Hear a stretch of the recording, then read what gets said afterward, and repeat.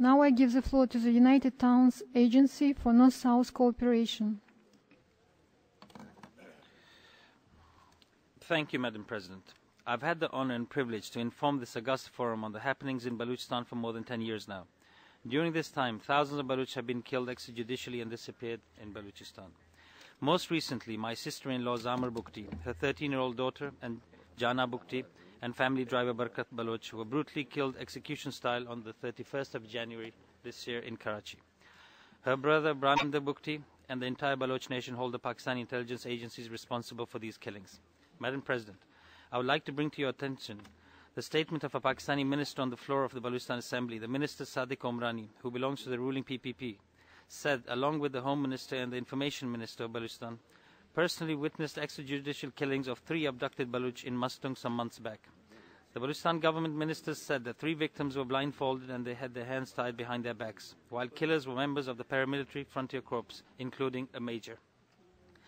Madam President, on February 29, 2 young Baloch named Walid Baloch, 19, and Salman Baloch, 21, were killed by ISI-sponsored fundamentalist death squads, which have been involved in the killings of scores of human rights defenders and political activists in Khuzestar and elsewhere in Balochistan. The same criminals have also been involved in the burning of NATO oil tankers in Balochistan. The ISI-sponsored mercenaries operating in Balochistan are no different from Al-Shams and Al-Badr that committed war crimes against the Bengalis in the former East Pakistan. These mercenaries operate with the tacit support of the Pakistani establishment. Pakistan has so far miserably failed to address the concerns of the premier human rights organizations, including Amnesty International, Human Rights Watch, and the Human Rights Commission of Pakistan, on the tsunami of human rights violations being carried out in Balochistan by Pakistan. Madam President, Islamabad has long called for the right of self-determination for Palestine and Kashmir, but they openly oppose this right for the Baloch. Can it explain these double standards?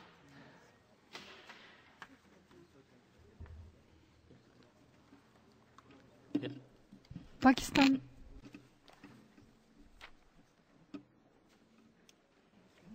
Thank you, Madam President.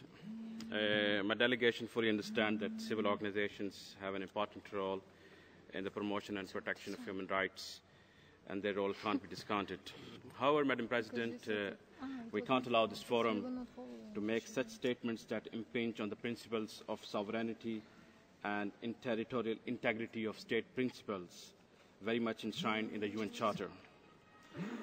Therefore, I would request that such remarks should be expunged from the proceedings, and we also request you to ask the Speaker not to indulge in such remarks.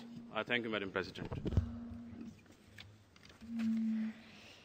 I would like to appeal to the Speaker to frame his statement within the context of the agenda item. Please continue.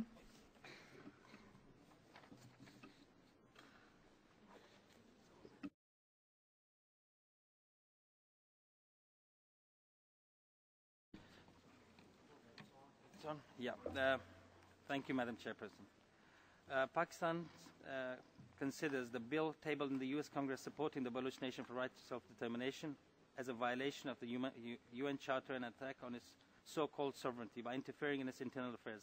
I would like to ask this august forum whether appealing for the protection and promotion of human rights and self-determination of a nation is an infringement of one's sovereignty.